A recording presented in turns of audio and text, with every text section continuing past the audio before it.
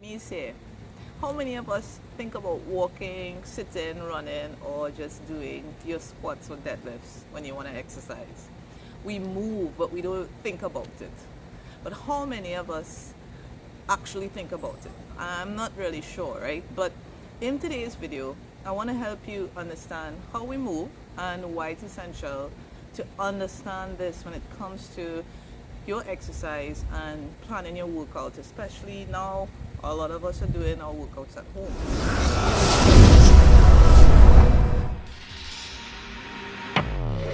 When we move, our movements are going to be described as motions. To make it much easier to digest, we'll use the term planes of motion. You want to think about a plane of glass that you would have in a window. That's how we form each type of movement.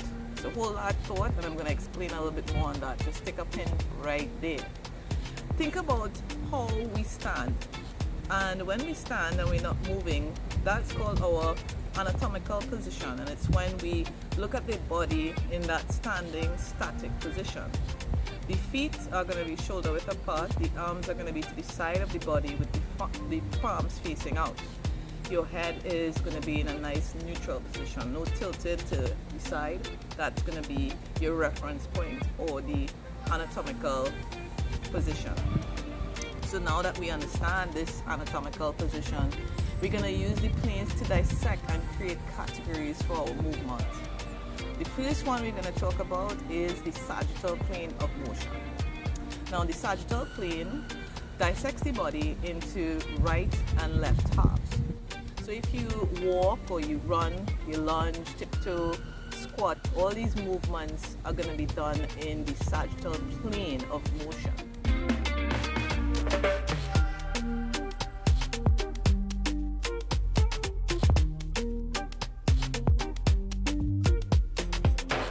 Now, for us to do this movement, our neuromuscular skeletal system, it must work together. Our joints are going to be limited to what they can and cannot do in these different ranges of motion and in these different planes of motion. So joints in this motion create flexion and extension.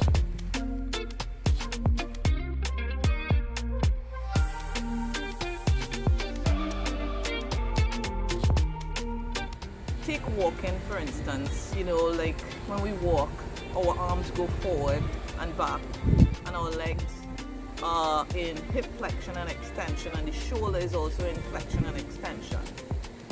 So that is what we'll talk about as the sagittal plane. The frontal plane of motion is where the plane divides the body into back and front halves. You think about standing against a wall and you can't move from that wall. Would you be able to really move? Our movement, if you are in the frontal plane of motion, will be from a side to side position. So think of it, if you raise your arm or leg away from your body, that movement would be in the frontal plane of motion.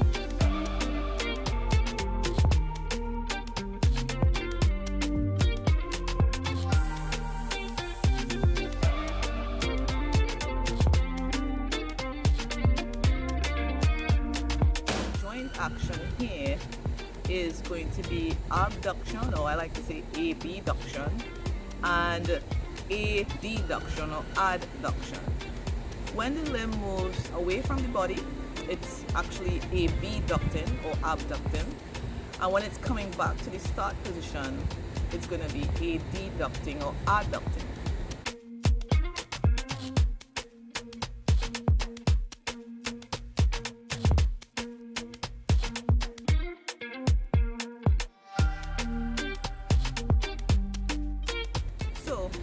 Exercises we can do in the frontal plane are lateral raises. You can do some side shuffles, side lunge. You get the idea, anything to the side.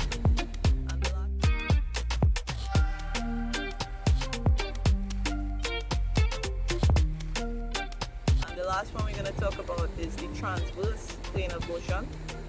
And this plane divides the body horizontally.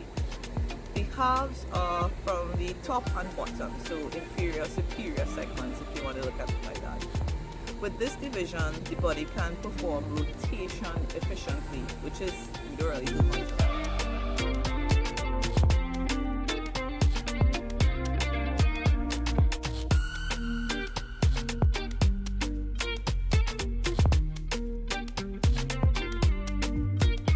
Exercises such as the Russian twist, wood chops, you can swing a bat or racket, and would you guess walking? Yeah, I said it, walking. When we walk, our torso rotates slightly in each side.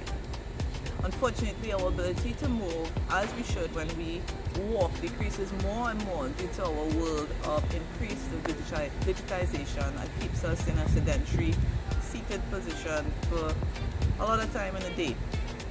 So folks, those were the 3 planes of motions we use to assess our movement. Now that we know what they are, why are they important? You may ask yourself, what am I doing this video for? The problem is, and let me pose this question to you instead. If you have to plan or you're doing an exercise, does it incorporate all the planes of motion? Do you do all the different types of motions? If it does, you're on the right track.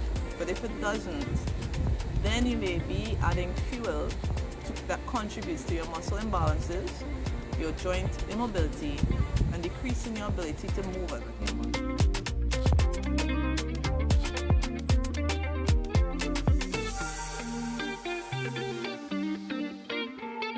So that wraps it up all in a big nutshell. Thanks for viewing, everybody. And please don't forget to subscribe, and if this information was helpful to you, make sure and hit that like button and share this video. I will be posting videos every Tuesday and Friday in the evening, so make sure and stay tuned, probably around 6:30 or so. Remember us at Life Cycle 360, education is life.